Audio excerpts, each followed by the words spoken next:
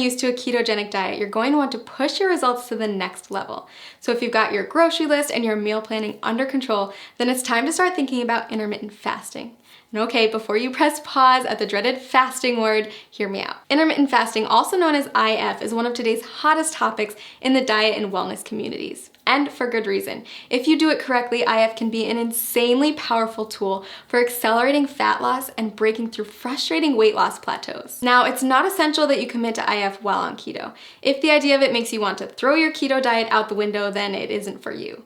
But if you're up for another adjustment with the potential to ramp up your weight loss and turn you into a fat burning machine, then keep watching. IF basically boils down to two terms, feeding and fasting. You're in a feeding state when you're eating, and all the times in between, you're fasting. Easy, right? Okay, so here's the deal. There's several different methods for fasting, and you get to choose which one works best for your lifestyle. Most people find that at least one of the following is compatible with their life and fits well into their daily routine. Option 1, skip meals that prolong the time your body's in a fasting state. Most people choose to skip breakfast or lunch. Option 2, rely on the eating windows method.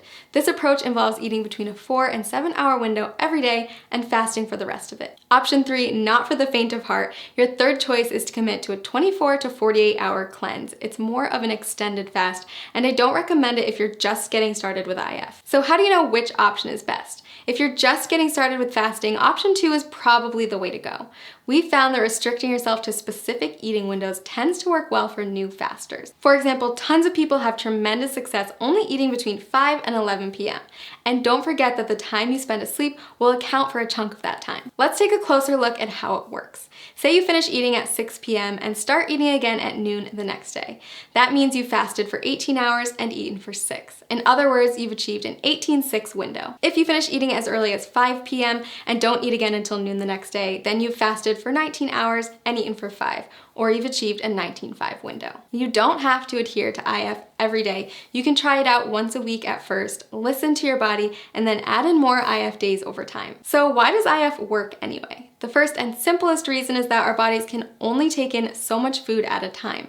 If you're someone who struggles with overeating or snacking out of boredom, IF can help to drastically cut those extra calories and keep you within your limits for weight loss. When your body's in a fasting state, it will begin to break down stored fat to use as energy. So if you're following a ketogenic diet, your body is already mimicking a fasting state since it's relying on fat, not glucose, as its main source of fuel. Just make sure that you're still hitting your daily macros and getting enough fat when you're in your eating window. If this sounds overwhelming, don't worry. We've got a tool that builds intermittent fasting into a keto diet regimen customized for your needs and goals. Click the link below this video to discover your personalized plan. And keep in mind that the benefits of IF go far beyond weight loss. After all, there's a reason why every wellness community is talking about it and why thousands of today's top performers have made it a part of their daily routine.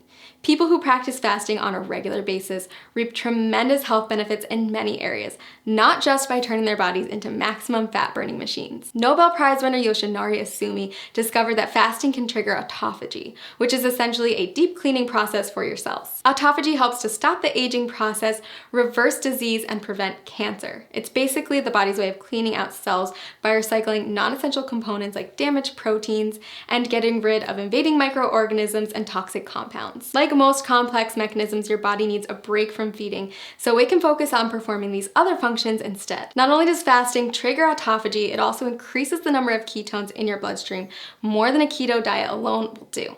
When you start practicing IF, you may find yourself more focused than usual. That's because your body is running on ultra premium fuel. If you're on keto, you may have already experienced this heightened mental clarity. So consider adding IF to your routine, a way to get more bang for your buck, so to speak. Lots of people ask me if they can do IF if they're avid exercisers. If that's you, don't worry. Countless studies have shown that intermittent fasting is compatible with fitness routines and can even result in higher metabolic adaptations, improved muscle synthesis, and even better response to post-workout meals. So is IF right for you? If you're not afraid to change it up, burn more fat, focus better, and improve overall health, then I say give it a try. I've honestly never seen as much success as I do with people who combine a ketogenic diet with an IF lifestyle. It's truly the holy grail of weight loss and optimum health. Click the link below this video to create your own customized keto diet plan where you can easily add intermittent fasting into your daily routine.